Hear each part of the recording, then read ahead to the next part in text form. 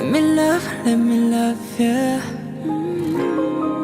Hey you guys, it's Midnight here back for another video, and today I'll be doing a review for the 2024 Thai BL series Love Sea. So before I say anything, I just want to pretty much put in a disclaimer that this is my opinion. Like I said, this is my opinion, and it is okay if you disagree with me. That is perfectly fine, but of course keep it respectful. And also too, before I even start getting into, of course, the review, let's all please give a moment of silence for Fort's back, because this man carried this entire doggone show. Okay, he killed this entire series. Okay, so let's bow our heads and let's give a moment of silence for Fort's back. Okay, so the first thing I want to get into is the characters. First off is Mahasamut. I really enjoyed his character along with Ford's impeccable acting as well. One of the things I enjoyed about his character is that he may have had his internal conflicts, but he was confident through and through, and also he was very much consistent throughout the entire series. When it came down to what he wanted, I commend him for really dealing with Tongrak's mixed feelings throughout this series, because God knows that I couldn't. Next is Tongrak. I have very mixed feelings about his character. I liked him at first because he was very sassy, and P can sure play a sassy character. We already know. Also, he knew what he wanted in the beginning, and there's nothing wrong about, of course, changing. However, it is all about how you go about doing so.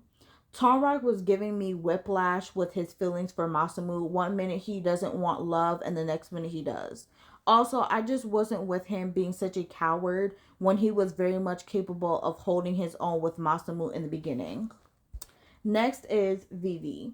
I actually like Vivi's character as well. I think Chaya did good playing her character as well. The thing that made me enjoy her character is that she had an interesting way of going about pursuing Kaimuk.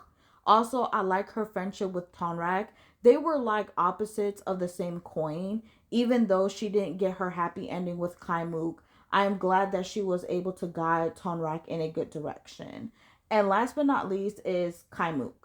I personally also enjoyed her character. Aya did well because mainly she was, of course, kind of annoying at times. I'm happy that her and Masamu ended up growing to like each other in the end. Also, she was also there for Tonrak, even though she was going through her own issues as well. Now, diving into the plot slash storyline, the first thing I do want to get into is the pacing. I have to say that I have now different thoughts than I did before in my first opinion, my first impression, excuse me. I think that this series did not need to be 10 episodes. Even though I did not skip any scenes whatsoever, I could tell that some things just did not have to be added. Next is the conflict. Now, this piggybacks off my last thought on the pacing, as there did not need to be two overarching conflicts that covered a span of 10 episodes. I felt like the conflict with Tonrak's dad was so unnecessary, because we already gathered that he had some type of trauma dealing with him, as he spoke about it with Masamu during his stay on the island. I think it was more noteworthy and emotional for Tonrak to realize what he truly wanted out of Masamu, because it's okay to not know what you want and to think about it along the way. Next is Vivi's and Kaimuk's relationship. I adore their relationship. I wish that Mame made them end goal. However, I'm not too disappointed because I'm here for open endings. Also, I think it made sense for them to not really end up together because they both had a lot to learn. Vivi should have listened to Tonrak's advice and confessed to Mook. On the other hand, Mook is the type of person where she can't take subtle hints.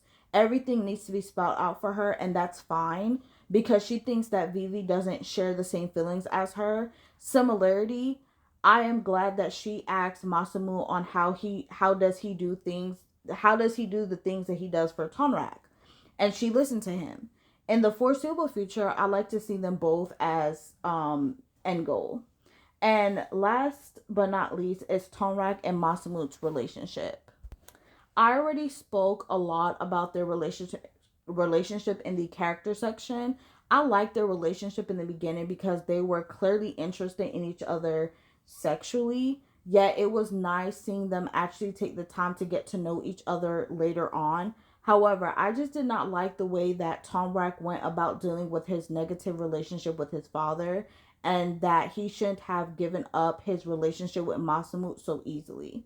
I felt like he should have spoke with Masamut first before making such a sudden decision. Also, if I was Masamut, I don't think I would have been forgiven. I don't think I would have been much forgiven with Tonrak realistically. However, I'm happy that they ended up back together and everything worked out in the end. In conclusion, I don't think that this series was bad. However, if I had to rate it, it would be a 4.5 out of 5 because May needs to do better at being versatile with her writing. I'm tired of Pete clearly being typecasted by playing characters with trauma.